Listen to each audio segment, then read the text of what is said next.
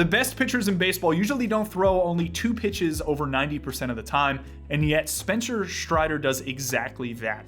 He was the second most valuable pitcher last season, if you believe in Fangraphs wins above replacement, and he's projected to be the best starting pitcher in baseball this season by nearly every single source that makes public projections. That's why it stuck out to me when Strider said this on a panel at Braves Fest.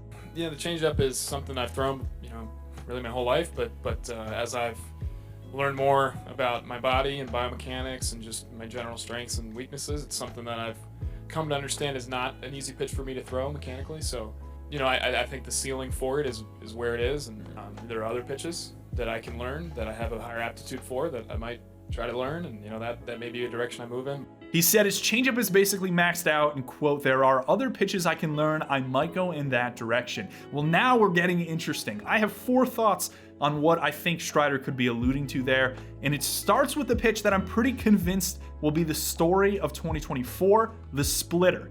Splitters are the best pitches in baseball at generating swing and miss and limiting barrels. It's as simple as that. Strider's changeup isn't bad, don't get me wrong. It allowed a 191 slug versus lefties last year with a swing and miss rate above 40%.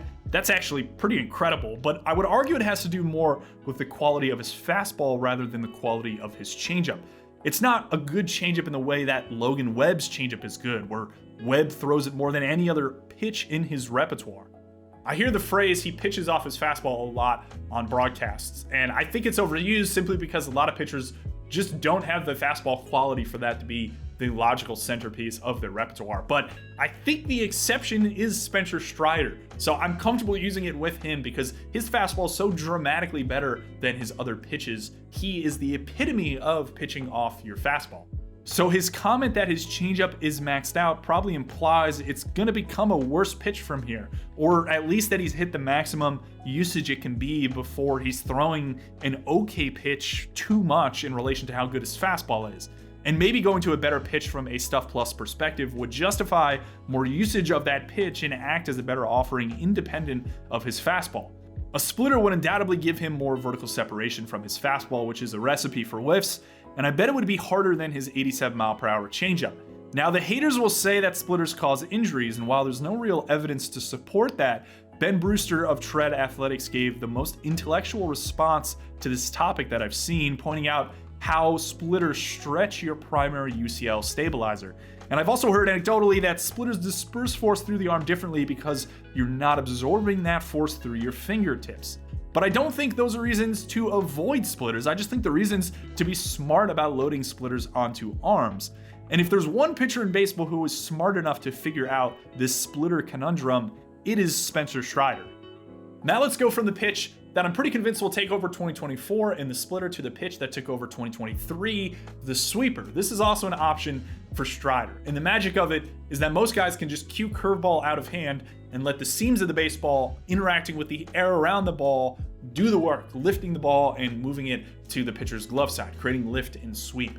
There's just a few limitations in applying it to Strider that I think are relevant. First is that I don't really think he has a right-handed hitter problem, and sweepers are generally built for guys to get more swing and miss versus same-handed hitters.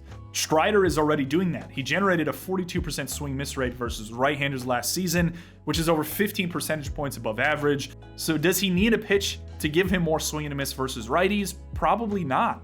Second is that I'm not sure he's the pitcher whose kind of biomechanics, which is something he kind of alluded to in that comment of understanding better, makes sense for the sweeper. I won't go deep into the weeds here, but a really basic way to look for sweeper candidates is just to look at fastball spin efficiency. Or put another way, how easily can a guy get behind a four seam and really create that backspin?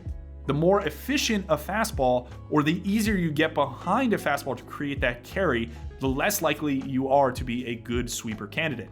The guys who don't get behind their fastballs well and are generally those who kind of either cut the pitch or sink it, or hold that supinated hand position at better velocity. For sweepers, you actually want that guy as opposed to the one that's behind the ball a lot more.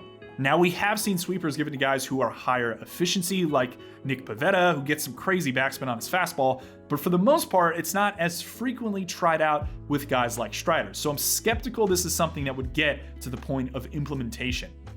Our third option is a bit more bold, and it involves really changing things up. A logical idea with Strider is to add some kind of cutter. Although it's a stretch to say Strider has an issue with either-handedness of hitter, he's been slightly worse versus lefties over the last 2 seasons. And lefties generally struggle to do damage against cutter shapes, especially if they're hard. And I think it would allow him to kind of get off his fastball early in counts, or at least put something else in the hitter's head.